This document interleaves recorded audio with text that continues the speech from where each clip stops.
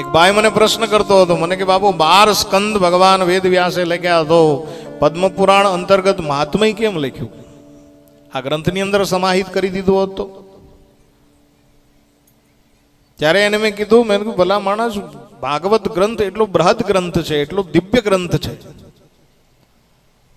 એટલો મોટો ગ્રંથ છે.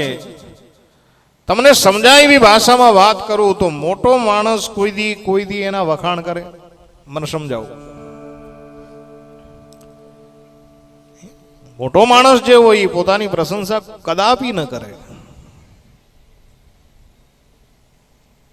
જે મોટો માણસ હોય એનું આજુબાજુનું વાતાવરણ બોલતું હોય સાહેબ. એના કાર્યોની સુવાસ એ પરંગણાની અંદર હોય.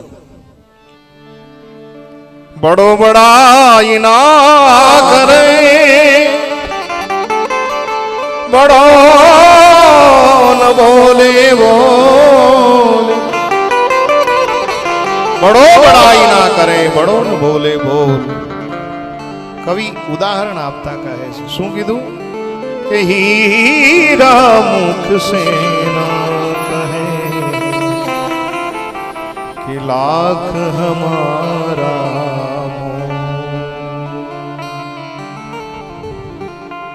હીરાએ કોઈ દી કીધું હું આટલી કિંમત મારી છે? એ તો કોઈ ઝવેરીના હાથની અંદર હીરો આવે પછી એની પરખ થતી હોય સાહેબ. એમ મેરે ભાઈ બહેન, ભાગવત કથા, ભાગવત ગ્રંથ, ભાગવત સંહિતા એટલો બધો બૃહદ છે. આના એક એક શ્લોકના હજાર અર્થ. છતાંય જે ગ્રંથ કોઈ દિવસ પૂર્ણ નથી થતો.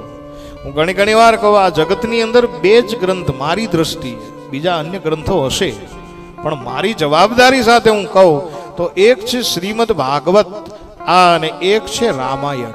આ 2 ગ્રંથ એવા ગ્રંથો છે કે તમે એક શ્લોકના કેટલાય અર્થ કરી શકો છો, દરિયો ગણો. જેમ તમે છાસને વલોવો અને અમૃત રૂપી માખણની પ્રાપ્તિ થઈ જાય, નવનીતની પ્રાપ્તિ થઈ જાય, એમ ભાગવતનું જો દોહન કરવામાં આવે, ભાગવતનું જો એનું વલોણું કરવામાં આવે, સાહેબ શું નથી નીકળતું? આમાંથી અખિલ બ્રહ્માંડનો નાથ નીકળી શકે જો કાઢવા વાળું કોઈ હોય તો.